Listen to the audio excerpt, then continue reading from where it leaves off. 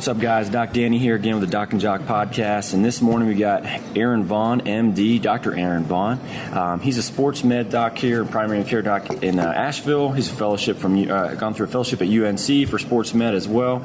And he's one of the presenters today at the Clinical Athlete Summit. So I wanted to get a chance to talk to him before he does that. He's presenting on something pretty interesting, which is called the Bio-Pyscho-Social Model. And we'll kind of talk a little bit about what that is. But before we get into that, let me let Aaron introduce himself. So first of all, thanks for coming on. And why don't you give the people that listen to this podcast a little idea of your background and kind of what you do on a day-to-day basis? Sure, absolutely. Danny, thanks for having me out. And it's a great opportunity to come out here and talk to everybody. So, as you mentioned, I do primary care sports medicine, so I have a family medicine background. I did, a fellowship in sports medicine down at UNC. Had the opportunity to work at UVA prior to that for my family medicine training, so I had some exposure to, some high-level athletes at that point. Beautiful there, too. Oh, it's absolutely beautiful. I picked some terrible places to live. Yeah, you live in Charlottesville, Chapel Hill. I know it's a theme. Yeah, you like mountains, I think. That's what it is. And Asheville's not bad itself. Not at all. Going through training, I love, full spectrum of everything, from, kids to adults to geriatrics, everything in between, delivered babies, and really when I was in training, nice. I kind of caught the fire for sports medicine and, care of the athlete. But from a primary care standpoint, I love the OR, I love being, watching surgery, but, where I felt I could make the most difference and, really where I kind of felt I was meant to be was, on the sidelines covering, and covering the full athlete. Right. Not just the musculoskeletal stuff. And so, what I do now is still primary care. It's still family medicine. Where my niche is taking care of the athlete. So you say you say taking care of the whole athlete, right? And that kind of brings us into what this biopsychosocial kind of approach is, I guess, in the talk. So, and this is people probably listen to this thing and what the heck does he just say? Because it's kind of a big word throughout there. So what does that mean in a nutshell? So what does the biopsychosocial model mean? Sure. So, when we talk about, biopsychosocial model, what we're looking at is the individual as a whole. So, we're not just looking at a knee, we're not just looking at a shoulder, whether it be, performing as it should or, being pathologic, but it's looking at the whole being. It's, taking the time, to see, what got them to the place where they are right now. Sure. What's their training like? What's their, psychologic makeup, where are they at in terms of their performance, who's surrounding them in terms of their support system, who's giving them information on their training. And so you look at the individual as a whole, because I think all those aspects really, play into, you as an athlete and how you perform, how well you're doing. And then if you don't do well, what's that support system to get you where you need to go? We work with a sports psychologist, actually she's an old patient of mine, but for our business, actually. She comes in and helps us with communication things.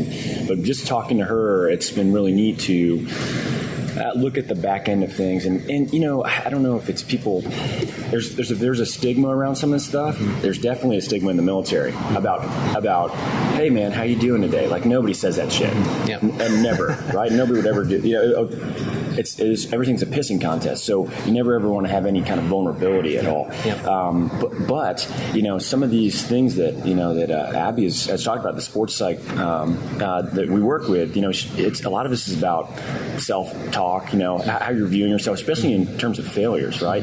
So is the model best applied with a cohort of providers, or is this just like one person that's kind of doing everything? Yeah. For any individual, I think it's good to have, a point person. I think it's good to have a primary, physician or provider or, clinician who, for lack of better terms, kind of running the show, who sees a big picture and then can coordinate among, the different providers. I think from an athlete standpoint and from an athletic standpoint, all these different providers, whether it be, sports psychology, whether it be nutrition, whether it be, your orthopedist who does surgery if things break, your primary care, provider who, can deal with your depression or your thyroid issues or, your adrenal fatigue or, whatever that may be, you bring that cohort of individuals together to, to really kind of come together and provide the best service that you can. We all have niches, we all have specialties. Right.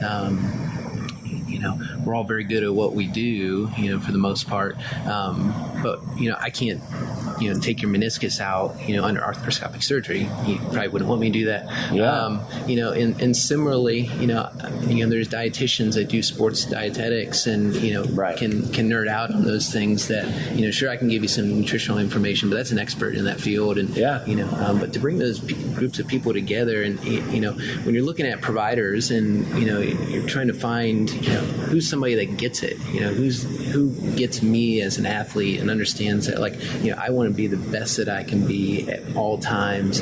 You have to have a medical provider that understands that, who can say, yeah, you're injured, but I think you can work through this. And yes, you have discomfort or you have pain, but this isn't going to necessarily, accelerate your injury process. But, let's find an effective way to, work through that pain. Right. Or, that individual might say, this is an ACL tear and you need to get this fixed. And, here's your risks and benefits if you do or don't do that. And, it's to your benefit to see a surgeon. You need to shut down and know you shouldn't do that squat thrust right now. Well, you bring up a good point because from my understanding, and this was kind of the tail end of when I was going through school. This is it was kind of, things were changing a little bit at Baylor where I went, and they definitely were talking much more about verbiage and language you use, certain things. And so even something like a meniscal tear, right? With this model, a lot of this seems like the words you use are very powerful and important to pick the right ones. Because if you tell me, hey, you have a meniscal tear, well, guess what? I'm broken, right? I feel that way. Even though, there's some decent studies that show meniscal tear surgery versus conservative treatment is essentially the same at like 6 months out. So, but it's hard to get that idea of I got a torn meniscus every time that I run and cut and things of that nature. So, is that a big portion of the biopsychosocial approach of being very aware of the words you use? It is. When you're sitting across from somebody and they're thinking about, I need to know when I can play my next game. I need to know, I've got this qualifying event, coming up in, 1 to 2 months, and I need to be at the peak of my performance. And that when you say something to the effect of this is a fracture or this is, a meniscus tear, and there's all these connotations that kind of come with that, you pull back from your past and Johnny or Sue, had a meniscus tear and like they never got back on the field. That's true. You had a hairline fracture and that person recovered quite quickly. And so, when you're talking to people, and you're laying out evidence and you're laying out, that plan for recovery, I think it's always beneficial to see that big picture, to say, this is what you have, I'm going to show it to you on this scan, whether it be an ultrasound, an x-ray, an MRI, I'm going to show it to you on your exam and say, hey, you got some looseness here, this, correlates with this finding or this added study. And then you put it in perspective and say, all right, so you have a piece of cartilage that, is loose in the knee and, yes, this is consistent with a meniscus tear, but, you're 70 years old and you've got arthritis and, the majority of people, do well without surgery. Or, this is, you're a 15-year-old kid and, you have a bucket handle meniscus tear and, you're a high-level elite athlete and you want to get this fixed. And then you throw out the evidence. Right. You have to know the evidence behind it and say, with confidence, all right, study was done, 2 years ago that showed that, an elite athlete needs to get this fixed. Or, a study just came out that said, you're overweight, but it's more about activity. And, if you're going to decrease your morbidity and mortality, like you need to walk. Right. You don't need to be sitting on the couch and, it's more about activity. So, you pull that out and you incorporate that in and you kind of debunk some of the myths that are out there, what your mom or grandmother, told you. And you say, all right, here's the evidence. Here's, the information that we know. And yes, there's a lot that we don't know. Right. But, take this and make your decision. And here's your risks and benefits. And then you put it back on the individual. Well, I think physicians they're just in a tough place right now compared to maybe 10 years ago. It just the volume increases, reimbursements decrease.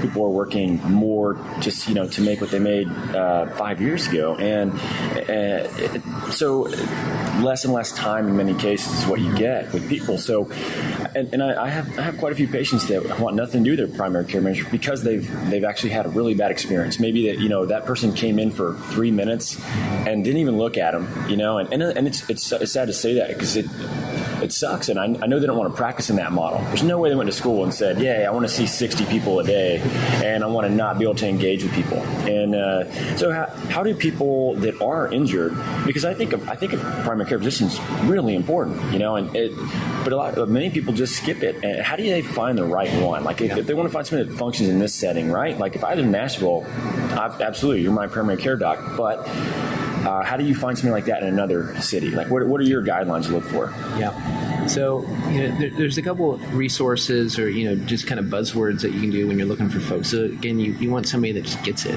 Right, exactly. Knows the evidence, that can treat you, that can, get you to where you want to be. Not everybody needs a fellowship, in order to practice, but they should be involved in the community. If you're an athlete, you want somebody that, is probably active, that's out there, that's doing it, that's covering games, that's, attending conferences, and, all that stuff is public knowledge. And, this is, an age of marketing and, social media. And so, those things are probably out there. I think there's benefit, obviously in doing a fellowship, and, the majority of people, are marketing their fellowship as a, sports medicine specialist or a fellowship trained individual. And so, when you're looking for providers, you can see that, hey, Joe is a, primary care sports medicine, fellowship trained physician. Or when you're looking for an orthopedist to do your ACL repair, it's probably a good idea to, see, somebody that, is fellowship trained in sports medicine, and this is what they do. Not that like, your generalist, whether it be a general orthopedic surgeon, or a general primary care physician can't do that, because I think experience is very valuable. But, when you day in, day out, repair ACLs, like you're going to be up to speed on your ACL, and you're going to get, I think the highest quality of care. And so, and that's on us as patients. I mean, yes, the medical system is challenging. We're being told, oftentimes and dictated by insurance, like what we can and can't do, what we can and can't order. But at the end of the day, it's supposed to be coming down to evidence. And so it's even more important, especially with the cost of medical system, to find somebody and not, waste your time, by going to somebody who, isn't aware of the situation. That's no judgment on those individuals. It's just, they need to have that knowledge, and for you to feel comfortable, to feel like you've gotten the best service, but we're also able to shop too, meaning like I can look in my area and I can say my current provider doesn't offer this service, but the guy who's 5 miles down the road or an hour does have this ability, and then you search that out. Well, I think it's also something where we're starting to see this trend. And I mean, my practice, this is the way we started, but even, primary care physicians, not so much surgeons, are kind of going completely out of network. And, friends of mine that are physicians in that role, the only reason they do it is they're frankly frustrated, and they just want to be able to make decisions based off of what they think they need to do, not dictated by what, insurance says they can and can't do, which is really some lady sitting up in Milwaukee in front of a computer that just says, the stats for this we don't want to reimburse for. So that has nothing to do with your patient and your clinical expertise. And the other thing that I would say too, and maybe I'm making a bit of a broad generalization here, but in my experience with the physicians that I've worked with, they have to be so diligent as they get older to really stay on top of current trends and current research and models, and in some cases the older the surgeon gets, the more credibility they get, right? And they have more time, and they've done a million of these things, right? But in your case, somebody like a non-surgical sports med or primary care, I feel like the younger physicians are much more similar to you, right? Versus the old school, doc that you go in and they hit you in the knee with a reflex hammer and tell you, all right, you're good to go. Come back in a year, right? Do you think that, I don't know, I mean, is that a poor generalization, or have you noticed with your colleagues, do you seem to have more progression with the younger physicians versus the older physicians? Yeah, it totally depends. Yeah. You know, I think when you're coming out of training, you know, you're exposed to all the, you know, up-to-date evidence. Exactly. You Yeah. know, you're in these training programs and you're just being, you know, bombarded like a, you know, water hose with just all this evidence. Yeah. And then, you know, you get out and you start seeing that 40 to 60 patients a day, you know, private practice model. Right. And you've got, you know, clinical notes to do and phone calls and paperwork. And, you know, at the end of the day, like, you know, you try and, you know, get some bits of knowledge here and there, and you try and read, or, you know, you get your updates, you know, and you try and, you know, pull some of that stuff, but you're not, you know, in it. Not to mean that you can't, you know, search it out yourself. It's just not as accessible. Sure, and it's time consuming too. Right. I mean, the amount of research that's out there, and every day there's more and more, and then knowing, is this study actually viable?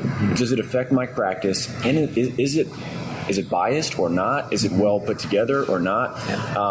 It's, you know, that's hard. And you're right, you're busy. So think about this. You're talking, so, you know, Aaron sees 40 to 60 people a day. Let's say that's the case. Now he has to write a note for each one of those people. Which is not, thank God, but yeah, right. So but this is a pretty common thing you see with a physician. Then they have to document this stuff, right? And then they have to call their patients, or they have to order certain things. And I mean, I'm sure they have techs and things that are in place to help them with all that, but they're really busy, and that day goes by like that, really fast, because, dude, half the time they call it a nurse's bladder, right? Like, you get so busy you don't even realize you have to pee, until it's like 6 hours later, and all of a sudden you're like, damn, I got to pee really bad, and that happens. Or you try and go out for a run and you cramp up because you haven't been drinking water. Exactly, yeah. It's just, you know, so I think it's a tough setting. I mean, like, everybody's job can be hard, but many people do not understand the back end of that. And it's very easy to say, like, oh, my physician only spent a couple of minutes with me, but man, they didn't want to do that. They wanted to spend more time with you, and they sure would love to know what your kid's name was, your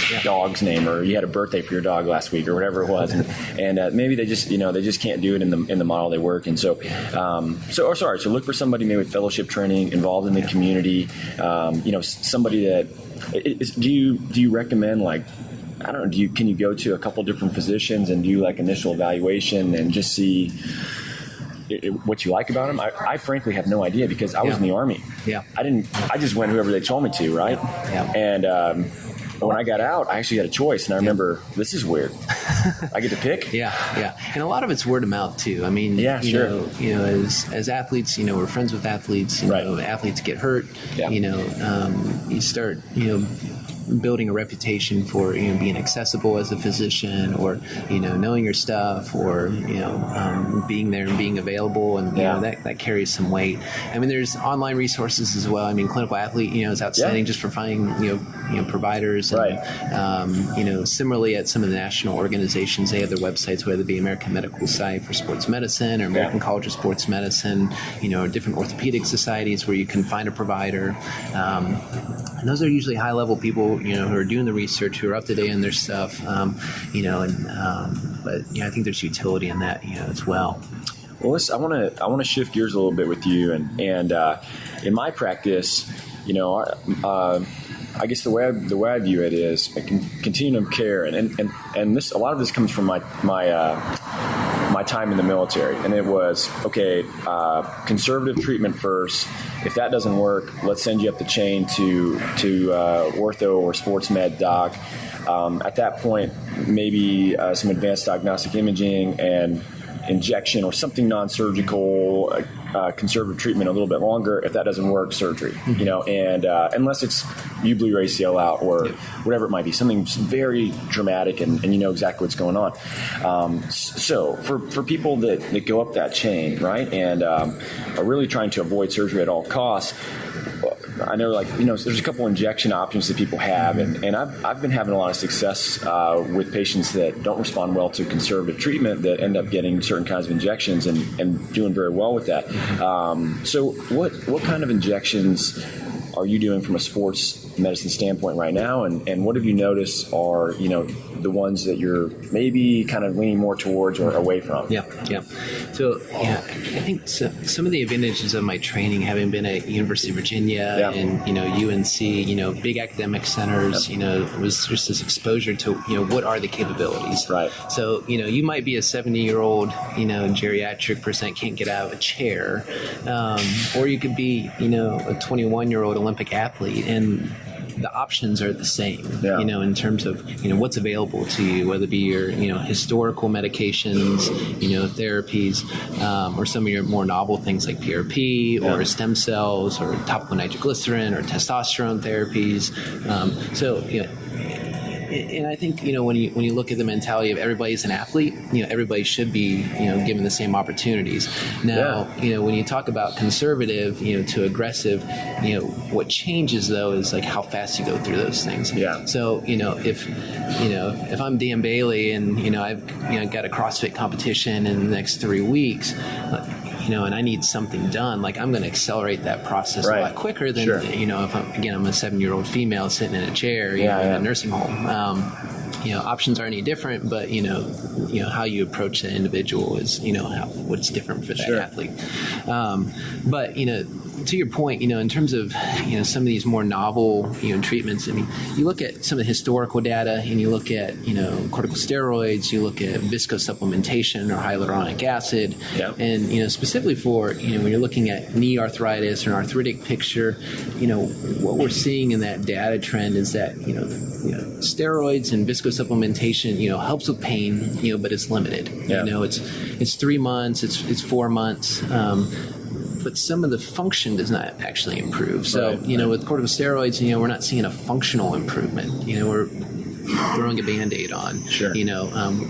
With the goal being, I want you to be relatively pain-free, to the point where you can improve your function. It's all about function. That's, what it's about. And we would use those consistently with our sports med docs where, we would have monthly sports med clinics where all the ortho surgeons and PTs came together for about 50 or 60 case studies in an afternoon, depending on how many docs were there, of people that were post-op, people that we thought needed maybe surgery to get checked out. But they would do, on the site, in different injections. But in most cases, corticosteroid injections were to help us be able to get them further along in the rehab process. Yep. And I think a lot of people look at it as, oh, I'm going to get this corticosteroid and then I'm good. Mm-hmm. No, that's not the case. No. It's actually not doing anything long term for you unless you do something to improve yourself during that window of time. Right. Yeah. So okay, for something acute-ish, well, let's say more chronic, and something that is maybe a partial tear of something like a rotator cuff, or something that it's like borderline. Maybe it's causing symptoms, maybe it's not. How do you look at things like that and diagnostically with the imaging and deciding what kind of modality they should, or what kind of maybe injection you should use? Yeah. So, the majority of issues are not operative. Right. You're looking at less than 10% of musculoskeletal issues that are operative. Sure. So, that primary care or non-surgical orthopedic, realm is huge. Yeah, sure. And so, you go to all costs, really to, try and prevent, the acceleration of that process and to really rehab. So, sometimes it is, taking some oral prednisone or, doing a corticosteroid injection, into the bursa, so that you can rehab, so you can strengthen those structures around there and stabilize and, offload that area of pain. There's been a shift in Europe was ahead of us in a lot of ways. And from our insurance model, we're trying to kind of catch up in terms of things that are reimbursed or not reimbursed. But I think there's a move towards more kind of biologic therapies now, and away from this corticosteroid. It's not really healing, like you said, anything, and looking on a microscopic level and trying to change some of these structural abnormalities. So you look at a partial rotator cuff tear, and it's not a full thickness tear, and it doesn't have retraction, and the majority of people are probably going to heal over time. So how do you accelerate that healing and improve function? There's some decent data on topical nitroglycerin. So you historically think about, nitroglycerin in cardiac patients. So you get that vasodilatation effect, in whether it be angina or acute myocardial infarction, and that enhances blood flow to the heart to areas that are ischemic. Similarly, for rotator cuffs, tendons don't have great blood flow. And so we want to enhance blood flow, whether it be by sticking a needle in it, using topical nitroglycerin, doing eccentric exercise, heat, all these things that we've historically used.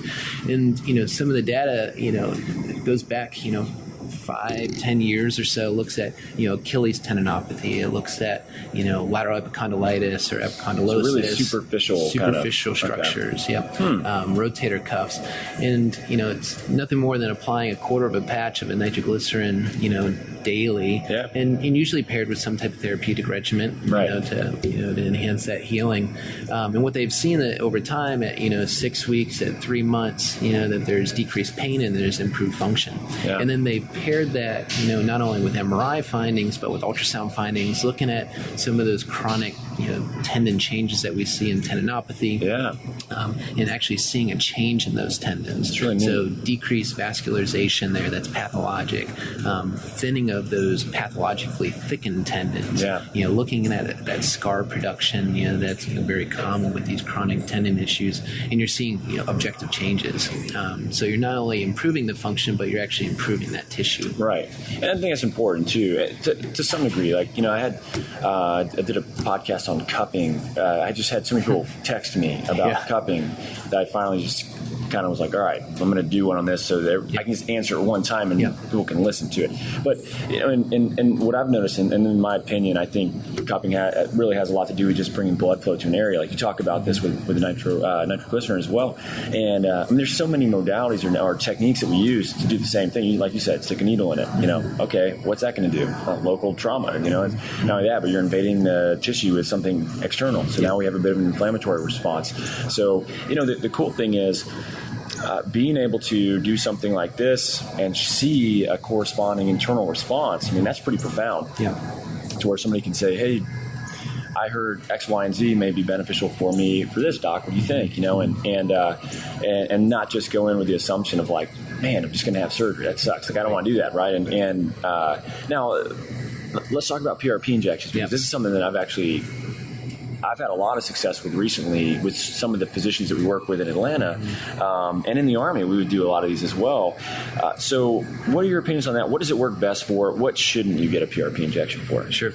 So, the data on PRP, at least in the States, goes back probably about 6 or 8 years or so. And, the best data, was initially with chronic tendon issues. And so, looking at the elbow, I think there's a study in 2010, that compared, PRP versus corticosteroid injections to that tendon sheath, and there was statistically significant differences in terms of improvement with that PRP at 3 and 6 months compared to corticosteroids. And so most of the data has been, for the tendons at the elbow. A relatively new shift is actually looking at osteoarthritis. So, the process is the same, in terms of some interleukins and your mast cells and some of that, cascade of inflammation, whether it be acute or chronic. And so, when you're looking at chondral issues, within the knee or the ankle, intra-articular hip pathology, labral pathology in the shoulder, that process is similar, and so it's not much of a stretch in terms of trying to apply that from an intra-articular standpoint. They did a study here recently looking at hip arthroscopy. Patients that get a hip scope for labral pathology or for FAI or femoral acetabular impingement, and after fixing that labral issue, they injected people with PRP, and then they followed those people and they looked at pain scores at 48 hours, and the people that had PRP had statistically significant lower pain scores compared to the people that didn't. And then looking at 6 months in terms of that recurrence of effusions, the effusion was negligible. There was no effusion in the PRP group. There were effusions in the group that did not get PRP. Yeah, that's huge. So so some decent and kind of interesting information there in terms of intra-articular PRP. And I think the coolest part about it is it's your own blood and plasma. I mean, that's the downside of it is so minimal. There's no there's really not, I would say no, but there's very few negative things that can happen with that. Right. And you're not taking something foreign and putting in your body. You're just taking something out and putting it back in. And I think that's what's the most kind of like cool thing to me about that. And not only that, but there's some things to back it up. Plus, I mean, anecdotally, constantly, you hear X, Y, and Z is PRP, injection today on ESPN for, your fantasy football players, shoulder or whatever. I'm always paying attention to my injury roster in fantasy football, right? That's what everybody gazes it on. But the other thing too is how quickly people get back to loading it because you need to, retrain it. So it's not this long period of immobilization, which, we kind of talked about this yesterday, 2 weeks of that and you lose range of motion strength right away, So in your practice, between PRP injections and let's say stem cell injections, what's the ratio you guys are actually using one versus the other right now? And do you have a preference in terms of which one you think would be better for something like a tendon issue? Yeah. So, right now we're doing more PRP than stem cell. Yeah. And, when it comes down to it, we're looking at insurance costs and costs to the patients. Sure. And unfortunately, currently PRP is not covered by insurance. Yeah. Stem cells are not covered by insurance. So it's just the shit that works. Yeah. It's not. Right. That's frankly the most irritating thing. It's here, let me, but a corticosteroid injection is. Right. It's showing less benefit, but it's hard for pharmaceutical companies to make money off of your own blood. Yeah, it's frustrating because you know the evidence, right. You lay it out, and you show all these options, and you're like, these are the things that are going to be covered. Yeah, this is the thing that's actually I think going to help you, right? In the long term, sure, and give you less risks, and then you're like, well, this procedure is going to be $500 out of pocket, or in some cases PRP can up, depending on the provider, be upwards of like $1,500. Yeah, in the area, right? Yeah. And so, that is a huge access, issue for individuals. Some people obviously can pay that, and the majority of people cannot. Yeah. And so, you definitely lay that out. You provide them those options, but because of that, typically again, offering all of those, but people usually opt for things that are covered. Try those things first. That's true. Where some of the data is on the stem cells. I mean, we've been actually doing stem cell work for a long time. Yeah. You think of like the mosaoplasties and microfracture intraoperatively and creating these scaffolds on hyaluronic acid and putting these pluripotent cells there, and the data is good for that. What's relatively new is more intra-articular, injections of some of this bone marrow aspirates or some of the adipose tissues that have these stem cells. A lot of anecdotal evidence there. Evidence. And when I was down at UNC, we did more of this. We bring people in, did less of the biopsies in terms of the iliac crest or the calcaneus, and did more of the liposuction or the adipose collection, just because it's easily more accessible and less pain. But people got better.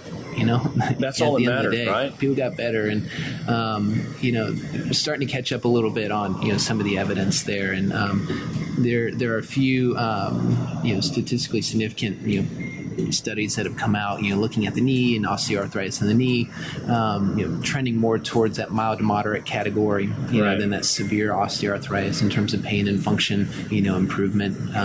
Not a lot of head-to-heads in terms of looking comparison of some of the historical medications, whether it be viscosupplementation or steroids, but people are getting better. What would be interesting is start comparing some of the PRP versus the bone marrow aspirates or the stem cells. So a lot of really cool things out there right now. A lot of good evidence. But at the end of the day, these things are not typically harmful. I mean, you get your risk with any procedure. Infection, bleeding, damage to structures. Surrounding that. But we do know that you repetitively give people steroids, and steroids and numbing medications for that matter, those are chondrotoxic. So every time I inject your knee, I know to some degree that I'm going to be breaking down cartilage. To what level, and is it clinically significant? I'm not sure. But if I inject you, every month, which is not practice at all, but theoretically, I'm going to probably accelerate your arthritic process. I'm going to accelerate your cartilage breakdown. Right. I'm going to give you a Band-Aid, but, probably not help you in the long run. Yeah. And I'm probably, suppressing your adrenal system and, putting you at risk for diabetes and all these different things. But we don't have that with PRP and we don't have that with the stem cells. Yeah. Right now it's an access issue, primarily financially. Well, so, you kind of mentioned some of these hormone optimization things as well. And we talked about growth hormone yesterday in the blood flow restriction presentation that Zach did. So for someone that's a non-tested athlete, right? Let's say I'm not in the NFL, but I have surgery and I want to heal fast. Why not bump up somebody's growth hormone for a short period of time? I mean, is that something that is not common practice, and why is that? It's not necessarily common practice, but it's being done. I mean, there's a study a couple of years ago down at UNC, actually, where they used, an anabolic steroid, for rotator cuff pathology, and people had an acceleration in their growth and in function and strength scores. Sure. So, we know again that, when you're looking at rehab, a lot of it's about strength and function. Right. And, there's obviously risks, with any procedure and with any medication. But, when you're weighing that back and forth and, looking at it as a viable option, there seems to be some preliminary good data, on that.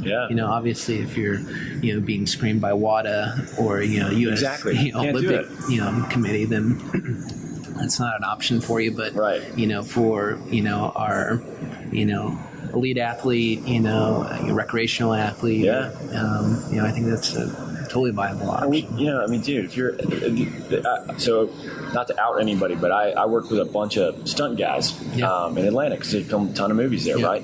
And we'll leave it at that. I won't say exactly who you are, but many of them are self-medicating with HGH, and it's not for physique purposes. It's for healing. I mean, and you're talking about people that get paid to like run through walls or fall down escalators, and so they take it just because they're expendable, and many of them actually get it from overseas. They get the preloaded injectable pen deal and do it themselves, So, it's very anecdotal, obviously. But for me, man, if I had surgery, I would want to heal as fast as possible. I would want to make sure that surgery was worth my time and money to do so. So, is there any reason why somebody couldn't do that? There's not. No, I mean, it certainly can be a slippery slope. You know, ethically or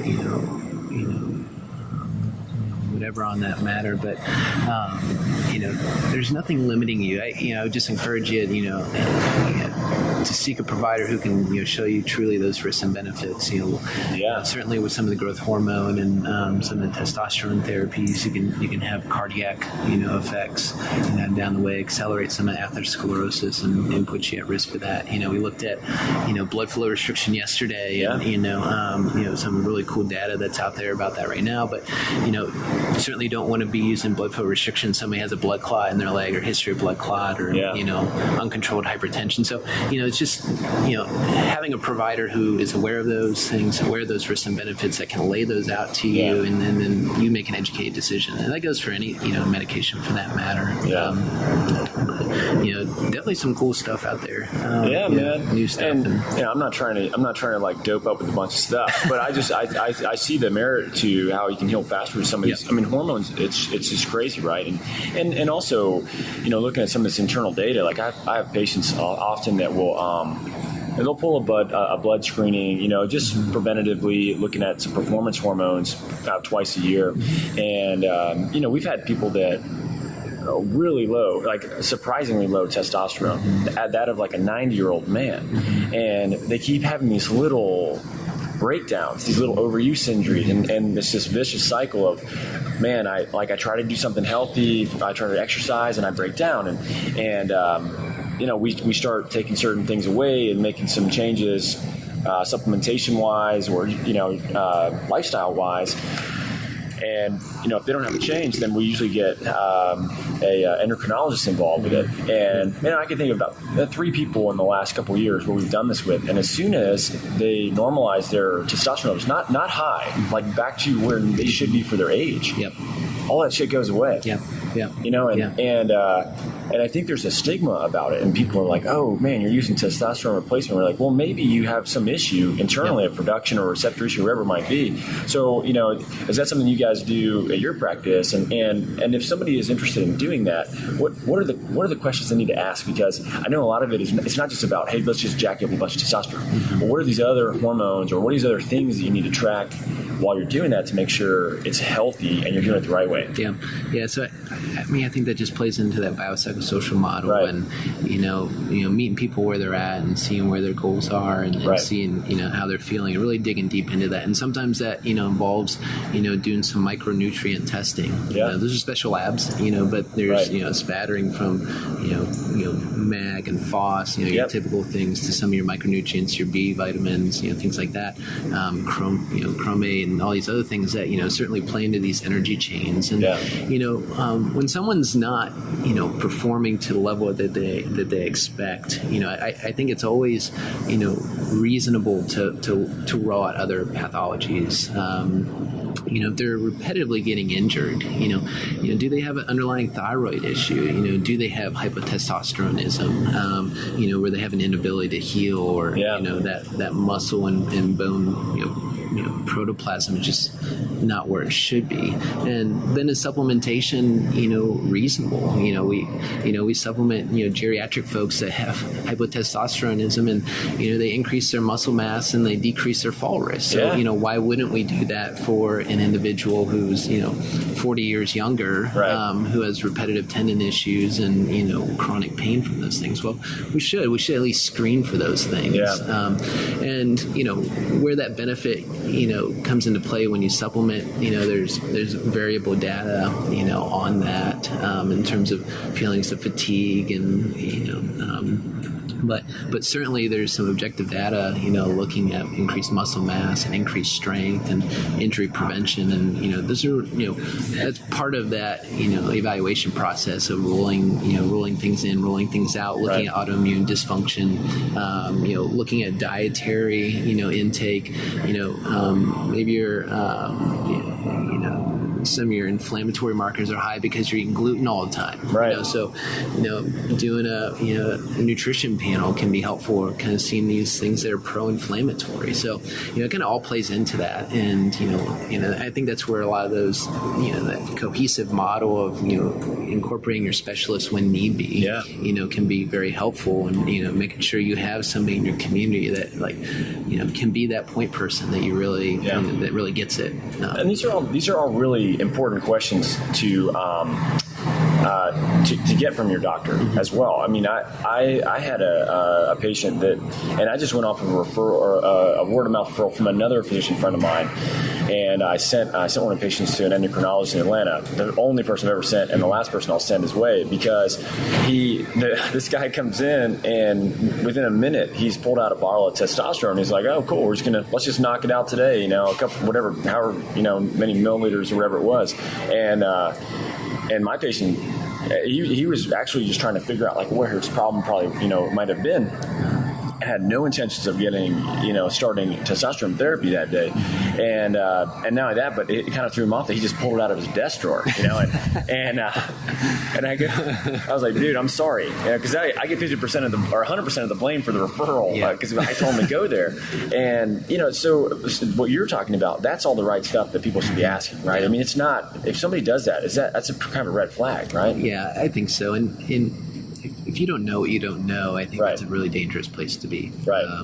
If that's not even on your radar, then that's probably not a provider you want to be with. If you throw something out to your provider and they have no clue what you're talking about, and sometimes that'll happen. I mean, there's, like you said, there's so much data out there, so many new studies. But if that provider isn't willing to, like, say, I don't know, but let me read about this, and I appreciate you bringing that up, and like, let's circle back. I'll give you a call in like a couple of days, and let's talk about this. Then that's probably a provider that's not open. It's not a right fit for you. So that's very personal. But I mean, medicine is personal. Absolutely. It's your body, and trying to figure out what works for you. Like, you have to take time to do that. As a medical provider, as a clinician, whether it be chiropractic care or osteopathic or PT or acupuncturist, like, you really need to know your patient. You need to know them in and out, and know what's going on. That's why we do what we do. And, sure. Some people get that, and some people don't. No, that's great. That's a great way to put it, man. And I think that's kind of a good way to kind of wrap this up. And it's always fun to talk to really smart physicians like yourself. It's we need more of you guys, man. And it's definitely the landscape for physicians has changed, and it's a tough job, and it's but it's very necessary, and I'm really glad I had a chance to sit down and talk with you. So if people are interested in learning more about you, I know you have a local practice here.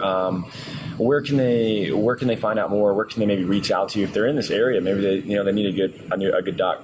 Yep. So I work at MAHEC, Mountain Area Health Education Center, and I'm an educator there. We have a sports medicine fellowship program that I'm the fellowship director for. So you can find me through American Medical Society for Sports Medicine. Our practice is through there. Our fellowship is there. That's probably the easiest way to find me. I do some part-time work over at Asheville Orthopedics as well. Doing more of the non-operative orthopedic perspective. I can be found through their website as well. There's links on there in terms of talks that I'm doing, in terms of platforms like this. And more good things in the future too. Cool. But that's probably the best way to find me. That's great. We'll link all the stuff up in the show notes. Well, Dr. Vaughan, you're the man. Thanks for coming on the podcast with us today, and I hope everybody prove again, if you have a body, you're an athlete.